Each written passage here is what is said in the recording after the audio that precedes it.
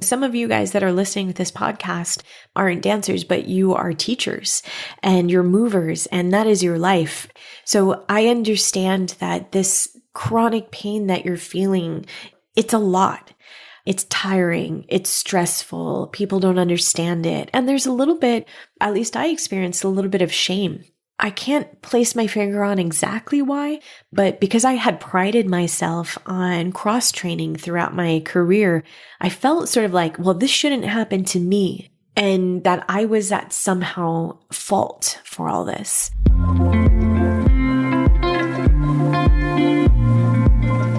Welcome.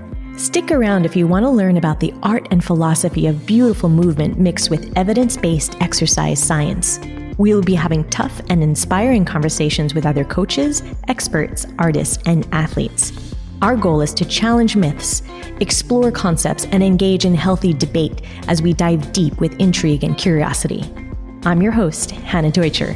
I've been teaching dance, Pilates, and yoga for over 2 decades. And what I've learned is that movement can be the joy that integrates us all together. When we can trust and express ourselves through our bodies, we are unlimited in our ability to change ourselves and our communities for the better. We, as movement teachers and coaches, have the power to help people experience this for themselves. Okay, everyone, let's dive in. Exchanging ideas and changing people's lives one session at a time. This is the Pilates Exchange. Welcome back to the Pilates Exchange, my friends. We are talking hip replacements and movement. What I wish I knew before, during, and after hip replacements. We're going to talk a little bit about my story. And we're also going to be covering different types of surgeries, the mental and physical preparation, also recovery insights that I have that helped me, and what teachers should know when working with clients that have had hip replacements. I want to state clearly that this is not medical advice. This is just my personal and professional insight. You're going to have to work with your doctor. Of course, every single human body is different, and this is what worked for me and with my doctor. So just going ahead with that information, do your own research, of course, but I really wanted to make a resource for you guys because when I was looking into the beginning of my whole hip journey, there really wasn't good information out there, good personal information from people who have gone through it with a similar background as I had. I think it's very different to have a hip replacement and have a normal desk job or just a normal sort of movement capacity, as opposed to what I was going through with being a former professional dancer. I was still dancing professionally at that point, and really needing to have a voice out there that it's going to be okay. And there's a lot of good hope and good information and good resources there, and you're going to make it just fine. And it's going to be a whole bright, wonderful life after this hip replacement. So here we go. Oh, one more other thing that I need you to know is that I live in Germany, which means that my healthcare system may be different than yours. So sort of my process may have to be different than your process, depending on what is available to you. That's one thing. The next thing is, of course, everyone's body is completely different, and you're going to have to work with your doctor. But I think it's, of course, really important to have all this information for you. So I'm just aiming to be a resource for you guys. Let's start. I think most of the people that are listening to this podcast probably do know me, but just in case you don't, I am a now former professional dancer. I had a professional career for 15 years. I've danced internationally. And the type of dance that I did ranged from everything from more classical ballet with point shoes all the way through contemporary dance, then is more physically acrobatic, let's say, and everything in between. I've always been a person that loves movement, so I like all sorts of different types of movement. I didn't just dance, but I like long distance running, CrossFit, and all the other things. During my career, I also trained to be a Pilates teacher, a yoga teacher, did all sorts of other fitness certificates, and I have my degree in dance. So that's a little bit of the background on my side. I won't cover today the end of my career because I've done that in a couple other podcasts, and it is quite an emotional part of my life story. So I'm not going to go into it right now, but if you're interested And that whole story, I'll put some links in there. I have a couple blogs and podcast episodes about that. What is important to know about my story is that it was at the end of my career, or this is the injury that ended my career. I was in extreme pain. So professional dancing means that you are going to be moving. For us, it was 8 hours a day, and we had 5 to 6 days a week, depending on what shows we were in at that point. So it is extreme physical, say, menu for the week. And I had gotten to a point where I could not take a step without being in excruciating pain. It felt like there was a knife inside of my hip. And it wasn't just that when in my waking, but I also couldn't sleep without this incredible pain all the time. I was just living off of painkillers just to get through my professional day. It was pretty extreme. And I probably shouldn't have let it get that far, but because of that elite athlete mentality, we could put up with quite a lot of pain. So I don't recommend going as far as I did, but that is my pain journey, and it is what it is. So when I eventually got to the doctor, I have let's say, the privilege to visit quite a few doctors within our healthcare system. I visited, I think, 12 or 13 different doctors. I can't remember exactly. And all of them recommended getting a hip replacement. Only one had said that they were willing to try a hip arthroscopy. In my mind, the hip arthroscopy would let me continue dancing afterwards, which is why I chose that one. But in hindsight, now this is the information that I didn't have at that point. This is, 12 years ago. There are dancers, and many actually high-level athletes, professional athletes that have had hip replacements and they still have professional careers. I didn't know that at that time, so I thought that a hip replacement would be the end of my movement career, and that is why I chose the hip arthroscopy. I'll cover all those words in just a few minutes, but that is what I did first, and then I recovered from that. That took about a year of building myself back up to try dancing professionally again. By that point, when I had tried to integrate back into the dance company after the arthroscopy, I realized that my love of dance, no, it wasn't the love of dance that had changed, but my willingness to submit myself in that environment had changed. So I decided to quit dancing, and that is when then I opened my studio out here. It was a few years later, I always say like 6 or 7, maybe. How many years are we in? Maybe about 8 years later than I had the full hip replacement. We'll talk about that in a little bit. But I just wanted you to understand that timeline. The arthroscopy did give me more time before the hip replacement, but yeah, it wasn't also pain-free afterwards. So I don't know. It was a catch-22. There is an emotional side to chronic pain, especially as a movement professional. All pain carries a story. It's the story that we create around it, which influences how much we experience the pain in our body. We have some lovely podcasts with Colleen Jorgensen actually about the science of pain, if you're interested in that. For me, when I was dancing, it was a very mentally taxing time for me because my feeling was that if this pain meant the end of my career, in the end it did, but it didn't have to be. But I had created this big dramatic story around the hip and what it meant for me and my career and me as an athlete. And I think that also wore me out. But every person that experiences chronic pain, it's emotionally taxing. It's tiring. And especially when we're talking, so some of you guys that are listening to this podcast aren't dancers, but you are teachers and you're movers, and that is your life. So I understand that this chronic pain that you're feeling, it's a lot. It's tiring. It's stressful. People don't understand it. And there's a little bit, at least I experienced a little bit of shame.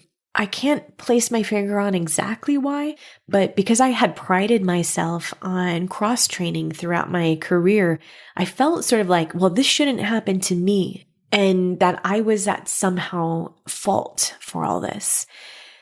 The exact diagnosis doesn't really matter, but Like I had a torn labrum and there was some cysts within it and like degrading of the bone and blah, blah, blah, hip dysplasia and the whole thing.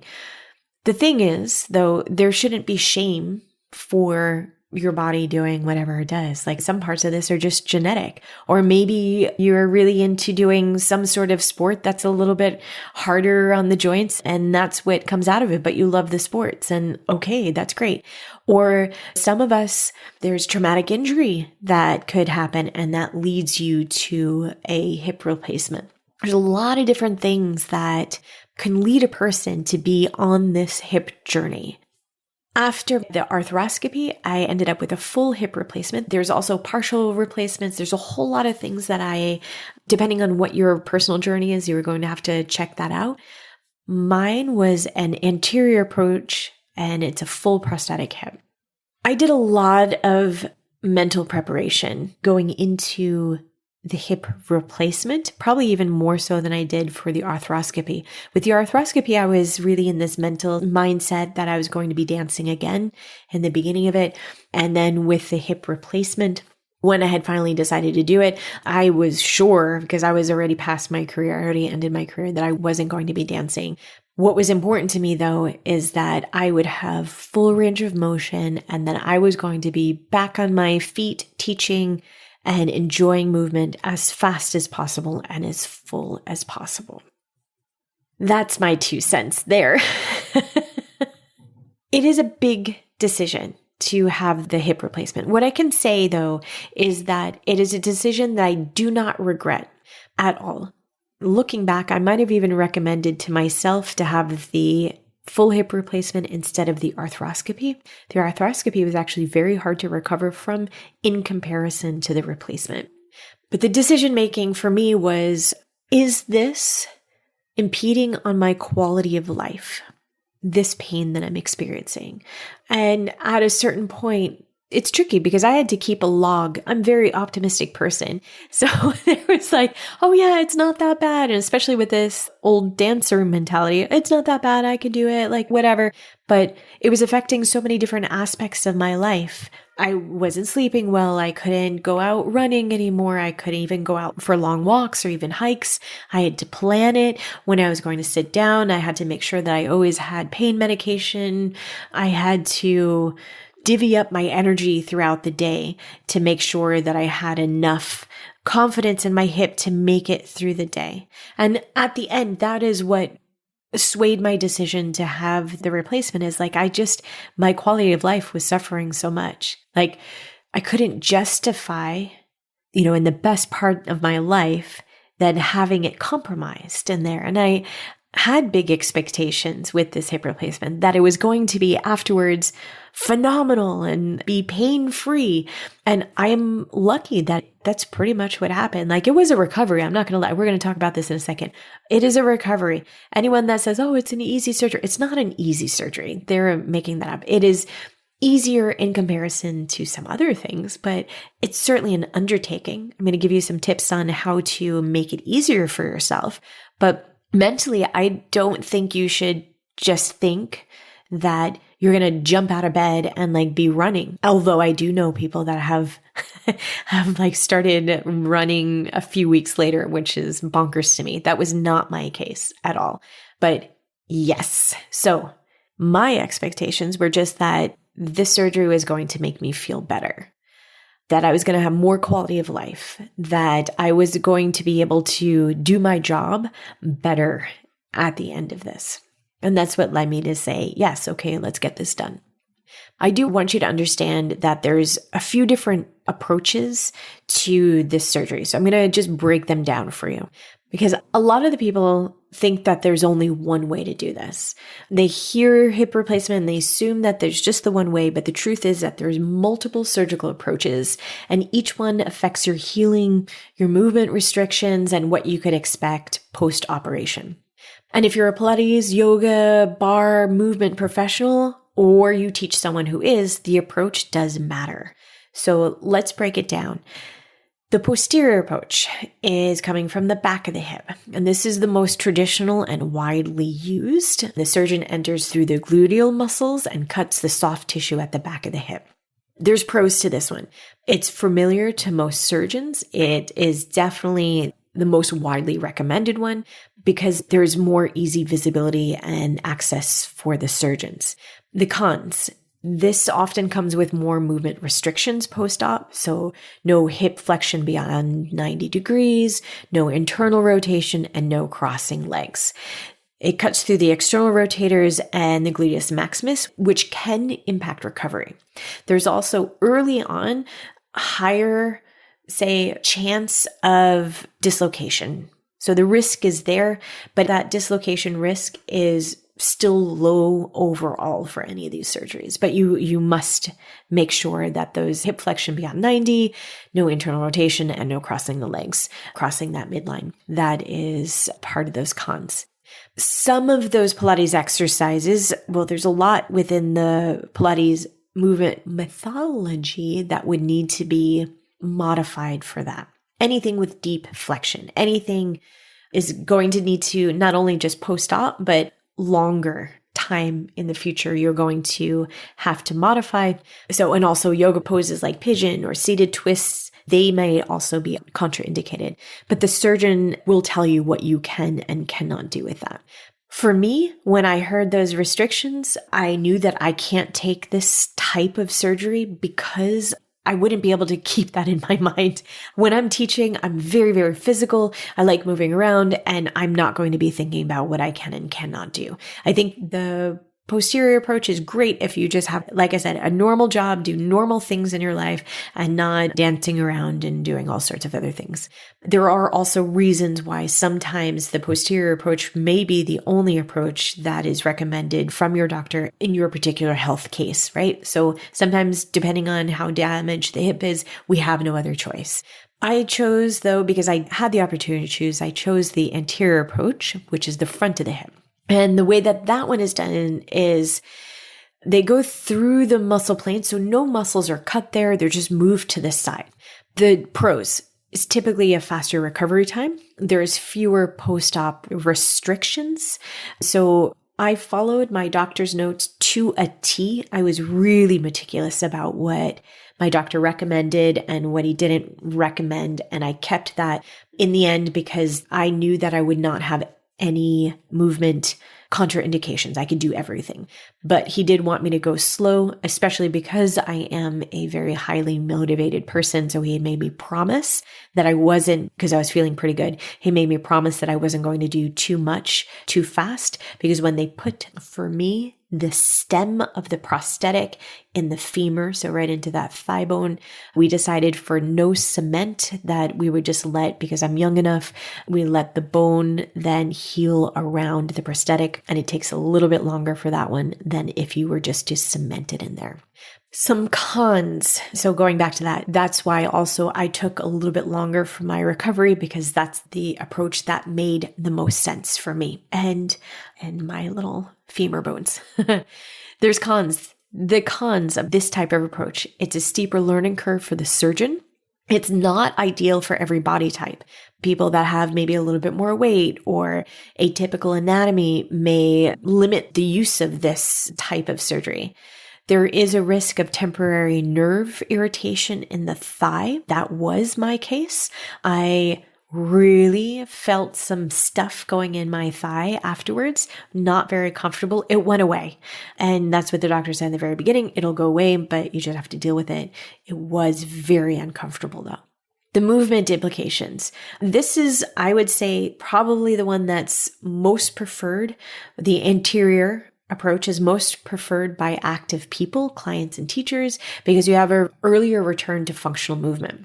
Still, like when you get back, you just had major surgery. You're going to have to watch for fatigue, hip flexor strain, and scar tissue along that front line. So one thing that no one prepared me for is how tired I was after this surgery. Like, oh my gosh, I cannot explain. For weeks, I could barely get out of bed because I was just so darn exhausted from this. So I think that's pretty common for all hip replacements. Okay, we're going to go on to the next one. Lateral approach, side of the hip. So the incision is made from the side. Some hip Abductor muscles like the glute medius may be detached and then reattached afterwards. The pros, it's a reduced dislocation risk. It's often used for older or less active patients. The cons, possible limp post-op if the glute medius is slow to recover. It can lead to longer rehab for stability and balance. Movement implications, side lying work may feel really sensitive, so you're going to focus more on glute medius or lateral chain strength very early on for that one. Of course, for my movement teachers that are out there, know the scope of what you're allowed to be teaching and when you're allowed to be teaching these people. Usually, at least in Germany, people need to be finishing all their rehab first before they're cleared to go into regular sport. And you definitely want to get the okay from the doctor before you start any sort of sport, because each person is going to have different contraindications. Okay, we have another one. Another approach is the SuperPATH. This one was not on the menu for me. I may have chosen this one. It's a newer, minimally invasive technique that preserves all the major tendons and muscles. The pros, no muscles are cut, typically no movement restrictions, and patients may walk the day of the surgery. I was walking the day after my surgery with crutches. I personally have a lot of problems with anesthesia, so that makes it really hard for me. But I saw other people that the day after their surgery or day of the surgery, a few hours later, they were up on crutches also for the anterior approach. Okay, back to SuperPATH.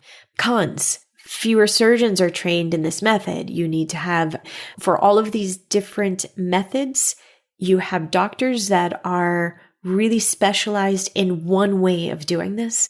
Your doctor will only do that one way. So if they're not highly trained, don't let them experiment on your body. Go to the doctor that is trained in that specific thing. So the cons, again, fewer surgeons are trained in the SuperPATH method. It may not be suitable for very complex cases. It really depends on what's going on in your own hip. Movement implications, the recovery is often fast, but teachers need to be cautious with overdoing deep range movements too soon, especially because scar tissue and strength deficits can still really show up. When I started teaching, I felt underprepared and overwhelmed. I needed to learn how to plan my training so that it made sense, but I wasn't sure what was working and what wasn't. So many teacher training programs leave out the actual art and business of teaching. This is why we created Train the Trainers. Train the Trainers is designed to give you the tools you need to create a powerful learning environment for your students. Gain access to the vault of our collected knowledge where you can learn everything we have to teach you, whether you are a freelance teacher or a studio owner. Get constructive feedback on your teaching with actionable tools you can apply immediately. We can't wait to be part of your teaching journey and to help you grow in your business. Welcome to Train the Trainers. I just alluded to this.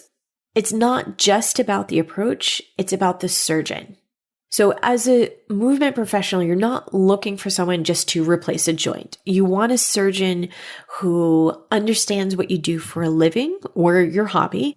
I took in pictures of what I do. I showed my surgeons, all of them, as I was auditioning my surgeons to see which one. I showed them what I was going to be doing. And the people that said, oh, you can't do that ever again, I was like, you're out. That's not my doctor. Okay?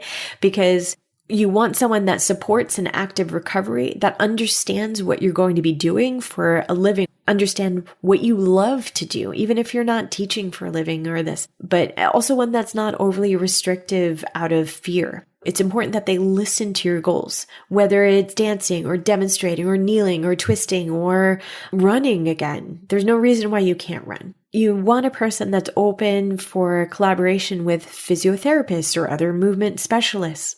And my pro tip is don't be afraid to interview multiple surgeons. Ask questions like, why do you use this approach? Do you support early movement? What does that look like? How many surgeries like this have you performed? How often do you do it?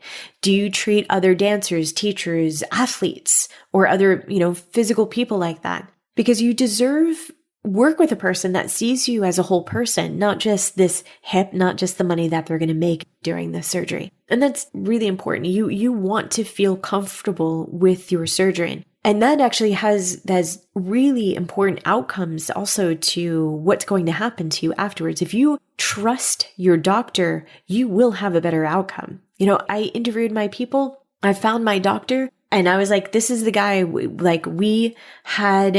I understood what he was saying to me, why he let me ask all the questions in the world. And he was there every step of the way. It was really, really important for me. So word on movement restrictions. Different surgeons give different advice. Some are very strict for the first 6 weeks, while others give patients the freedom to move right away. I think a lot of this depends on the approach, the implants used, and the surgical confidence. So it's essential, though, you follow your surgeon's guidelines. Okay, let your teacher or your physio know the exact approach and the restrictions. All of that should be written down. It's easier for anyone, like for you to have it in front of you, your face, the person that's getting the surgery. Like they should write that down for you because you're going to get so much information from them about what you can and cannot do. Have it written there. That's amazing. Also, have it, if you are working with a physio, have it, show it to your physio. Us as movement professionals, like if you have a person that gives you also that sheet of what they can and cannot do, oh my gosh, thank you so much. Like that is just so helpful for all of us. Some restrictions aren't always permanent. Some are, but caution is always, always wise. For example, I was not allowed to, with the anterior approach, I wasn't allowed to bring my leg posterior for I want to say it was 3 weeks. I wasn't supposed to move my leg behind me at all. That was fine. Like just stay on top of the restrictions and also whatever the physical therapist says that you should be doing. It's important. So how do you know when you're actually ready to do this big surgery thing? I think it's when you're noticing the day-to-day limitations. Sleep, walking stairs, like how long can you be on your feet? If you are noticing a loss of joy and movement, then that could be a good indication that you're ready. Have you tried all of the other conservative methods? Like, are you really religiously doing the strength work that you need to do for your hips? Are you getting multiple opinions? Don't ever stop with one doctor. Please go to several doctors if that is possible within your healthcare system. Get multiple opinions because it will inform you. If at all possible, bring someone with you because when you're interviewing these doctors, there'll be other questions that come up and it's hard. Take notes. It is hard to advocate for yourself sometimes in these situations. So have your questions written down. Don't leave until you have all of your questions answered. And even better if you have an advocate there with you. And, questions to be asking yourself, are you choosing yourself first? Are you ready to be on this health journey? And I could say from my experience, it was a hard decision. I was going back and forth for a really long time. I am so glad that I did it. Like I said, it was a recovery, which we're going to talk about in a second, but it was so worth it. I could do so many things with my hip, and I'm completely happy with this decision that I made for myself. I think when you're asking yourself if you're ready, I think there's this old idea, you have to be 70 years old or 80 years old to have a hip replacement. And the reality is that there's a lot of us in the youngers, the 30s and the 40-year-olds that have hip replacements. And we have very active lives. I know runners, I know very accomplished yogis and dancers and the whole bit. And it's not holding us back. So have hope, my friends. Preparing for surgery. Once you've decided that you're going to do this, I need you to mentally let go of shame. This is especially for our young movement professionals and teachers here. There is nothing that you did wrong here. Don't be ashamed. This is just part of your health path, and that is absolutely okay. Let go of the fear of slowing down. You have to get through this recovery, but in my case, I'm more active now than I was before. I'm stronger. I can do more things. There is going to be a little bit of an identity shift here, and just allow yourself to be in that. That's okay. Physically, to prepare for surgery, this is what I would do. I would continue to work on leg strength, glute strength, especially, core strength, but glutes are just so important. Upper body strength, really important. Like, wow, those crutches, like being on those crutches is, it's harder than you think. Obliques. Your obliques are going to get a workout as you're trying to accommodate this new gait, especially in the beginning before that hip has its fluid movement back. That little hobbling around that's going to happen. Holy obliques, that's a lot of work. So get that working. I would also, if you're dealing with a lot of pain, working in cardiovascular is sometimes hard, but get on the bike. That narcosis, that anesthesiology, like that is hard on the body. And the better that your lung function is also makes that recovery easier. So get on that. Your prehab is really, really important for you. When you're preparing for the surgery, I would love for you to think about your systems, your support systems, meal planning. I had food already made for me. I have a lovely husband that took care of everything, but you might need to think about your so meals. If you're in your house on your own, where your meal is going to be, you might not want to get up out of bed. So what does that look like? Also, I had a little backpack when I was going from one room to another room. Then I had a water bottle and had little snacks in there because sometimes it was just too hard to get from one place to the other place. So I would just put on my backpack and then hobble into the other room, and then I was done. Transport from one place to another place. Like, how are you getting into your physio? That's important to be considering. I know that the no driving restriction is let go of pretty quickly, depending on what the surgery is. I would not have felt comfortable to drive a car. That is me. So it was my right leg, and there was no way that I'd be moving that leg fast from the gas pedal to the brake. So that was completely out for me, but I took some taxis and the public transit, and I was okay. Preparing for surgery, I would like you to also think about that emotional regulation part of it. You want a team of people around you that are going to support you. It is hard emotionally. Anyone that tells you otherwise is lying. They are. It takes its own emotional toll. There's a lot of stuff that comes up. Sometimes right afterwards, a minute can feel like an hour, and the ups and the downs, and like you're going to want the healing process to go faster than it can. And, each person's healing process is completely different. So be gentle with yourself. Take the time that your body needs. Be compassionate. Okay, this was very hard for me, but I did a lot of meditating. I had a lot of podcasts already prepared, ready to go to support me. I had some books ready to go to support me there to help me emotionally regulate. And then again, I have an amazing partner. So he was very, very helpful for this. So now we're into the recovery, the real talk. Like I said at the beginning, I followed my physical therapist's recommendations to a T. I followed my doctor's recommendations to a T. I explored movement outside of that, but I kept really on track with that. As soon as I was cleared, I was on the reformer and moving my body. And it was really like 10 minutes, not big sessions. I was moving my arms. I was trying to keep focusing also on the parts of my body that weren't affected by my hips. So I did a little bit of arm workouts. That helps me feel in the game. It helped me feel like I was doing something, even though I wasn't doing anything specifically for the hip. It took me a while to be able to lie down, like side lying series. It took me a long time.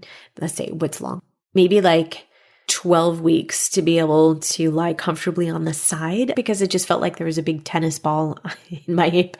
That sensation went away, but there's a lot of new sensations that are going to be there. And with time, they dissipate.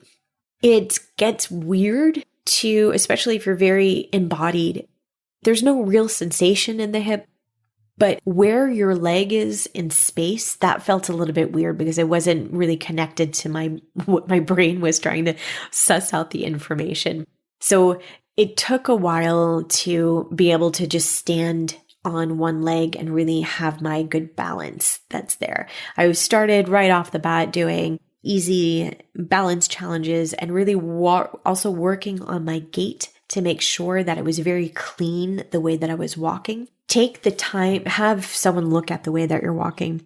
I think it's better maybe to have a clean gait and use the crutches longer than to be hobbling around without crutches. So take the time to build the confidence and then get rid of the crutches. There's going to be a big role of yoga, of stretching, and then strength post-op. And I want you to think about your recovery. People are, oh, it's only like 12 weeks and they're out and about. They're lying. Yes, you're going to be back in business relatively fast with a hip replacement. But I want you to think about the year. Think about a good year. After that first year, you're going to be like, oh, what happened? Like, I don't even know which hip got replaced. But take the time to build back your strength, continuously working on it. Work on your mobility. You're going to maybe want to work on that scar tissue there and rebuild that proprioception and your balance. Take your time because each one of these are like extra little sections of training that will help you in the long run if you pay attention to them in the very beginning. And especially thinking about that long game thing. The recovery doesn't end once those, in a few months, once they say, okay, go back to your normal life. As a movement professional that you have to put in the work and put in the time. That being said, for me, I could do everything. I go running, I do HIIT training, I get on my bike, I can do all the Pilates exercises. I don't dance anymore. I teach bar classes, but I don't dance anymore. I don't do splits. It's not that that's a restriction that my doctor gave me. I just didn't feel the need to train them anymore. I also don't do some of the yoga postures like lotus pose. I don't really care to do it. I would have to practice it. There's no contraindication for me, but it's just not something that's high on my list of things to do. So I would rather, at this point in my life, I work a lot more on lifting heavy weights, and that's more important to me. But again, each person is going to be different. That being said, I do see a little bit of limitation in my flexibility and mobility, but I really think it's just because I'm not spending much time in comparison to building strength. So if it's a big thing if you really want to do that lotus pose and it's not contraindicated because of the surgical approach, then yeah, just work on it. See if your doctor says yes, then go ahead. For teachers working with hip clients, I think it's important for you to know the surgical approach and any of the restrictions. Make sure that your client tells you exactly what it is and note it down because like we talked about, that approach is really different. So if the approach has really different indications of how the body should be moving. If they say have the anterior approach and you are stopping them at 90 degrees for every movement or not allowing them to cross their legs and all that stuff, what you are inhibiting their recovery. So when in doubt, then ask for more paperwork or ask a physio or ask their doctor. I would always emphasize stability, more stability over flexibility, especially in the early months. Things that we could do as teachers, we watch for gait. You can't look at how a person is walking by doing footwork on the reformer. I'm sorry. You could build good strength there, but in order for you to be watching gait, if you're trained in this area, then they need to be walking, right? You can look out for different spinal compensation things that they're doing, overusing the lumbar spine. If you're watching them walk and it doesn't look fluid, you could probably figure out what's going on there. If not, then take a workshop on it because there's lots of interesting things there. Don't assume that if they're experiencing pain, it's automatically injury, especially in this case. We need to differentiate discomfort from danger, okay? Especially with this population. It is big and it's scary for us. Pain is tricky. It can show up all sorts of ways. Consider use the words that you're using as you're supporting your clients. Approach the person with curiosity. Let them be curious about trying different movements out. Let them be slow in their movements if they need to. Don't freak them out. Let them really go the time that they need to. And again, pain doesn't mean that it's injury. Their body is recovering from this massive thing. And sometimes pain just shows up as a little messenger of just pay attention to me. Focus on function. This is helping getting up from a chair, walking stairs, reaching for shoes. How can you integrate those really functional movements into what you're already doing in your Pilates classes or yoga or whatever? And also, this is for everyone. Communication and listening are definitely more powerful than having the perfect plan for them. Okay. So there'll be good days, there'll be bad days. Take their lead. You want to be supporting a compassionate, supportive push to go through things, but don't make them do anything that they're not willing or ready to do. And remember that communication and listening go so far here. Additional things for you to consider: modifying common Pilates yoga exercises. Take a look at what's in your repertoire that you're teaching. Not all hip openers are good. Okay. So meaning that might not be a good choice at all for your person.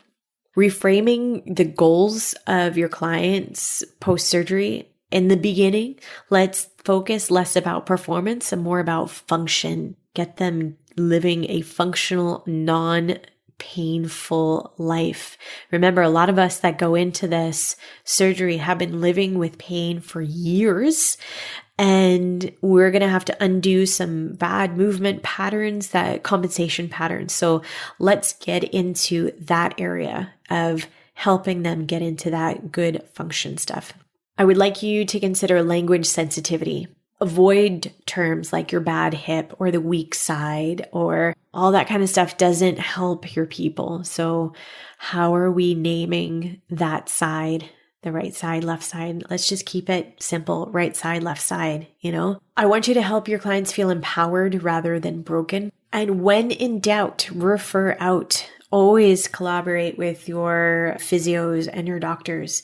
It shows you do not need to know all these things. It really, referring out and collaborating with these people shows that you are a professional.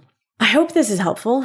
So here's just a couple closing thoughts. Strength looks different post-surgery. That recovery looks different for every person, and that is okay. You're not starting from scratch. You're starting from experience, right? So the pre-work you did will set you up for success afterwards. Pilates and yoga and bar, and they have so much to offer this population. If you are a teacher and you are considering getting your hip replaced, you're going to want all of these methods that you're teaching to help you in your recovery. You're very, very lucky to have all this information already at your fingertips. I would like you to, seek support when you need, stay curious, and just be kind to yourself. You got this. It's an adventure, but if you need it to get done, don't be afraid. It is a life-changing, in a good way, decision if that's where your path leads you to. I hope this episode was helpful for you. And if you need any other resources, please hit me up. Have a wonderful day. Thank you so much for joining us today. I hope you enjoyed the conversation. A great cost-free way of supporting us and the podcast would be to give us a 5-star rating. You can also look down into the show notes and grab any one of the free resources for teachers. I hope to see you next week on the Pilates Exchange. Happy teaching, everyone.